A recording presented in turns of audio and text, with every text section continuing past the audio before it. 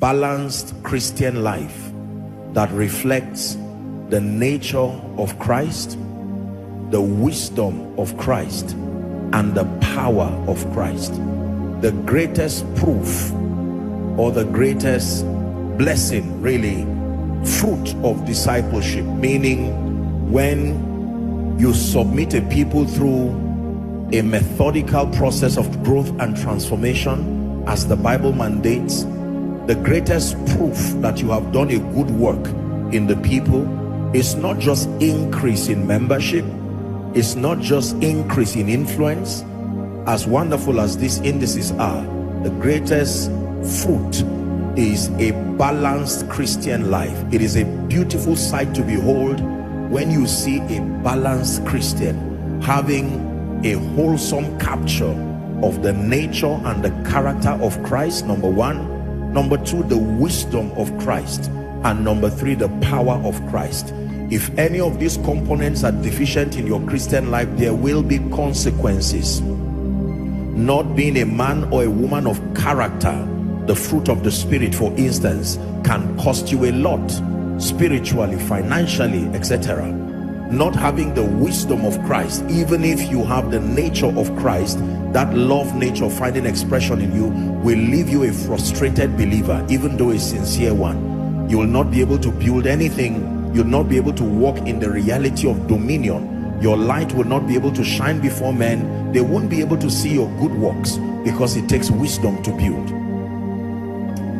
you see. And if you lack the power of Christ, you will not be able to bring validation to the resurrection of the Lord Jesus Christ. You cannot be an effective witness without power. Acts chapter 4 and verse 33, with great power gave the apostles witness of the resurrection of the Lord Jesus Christ, and great grace was upon them all. It requires power. So the greatest fruit of discipleship, and this perhaps will minister to a man of God following, make sure that in seeking to raise men, what makes you a wise master builder is your ability to conform to this architecture. There was an architecture that was given to us by God as master builders in raising men. You are not at liberty to choose how you raise people. It says, my little children, of whom I travail in pain until Christ be formed in you. In fact, that's why the Bible gave, Jesus was speaking, or well, the apostle was speaking, that in the mind of the Father he gave what we know as the fivefold ministry to this end, that will come into the fullness of the stature of the measure of Christ. You can build the measure, the full stature and the measure of Christ in men. And I told you the fullness of God, or the fullness of Christ, is his nature and character plus his wisdom plus his power. That equals the fullness of Christ.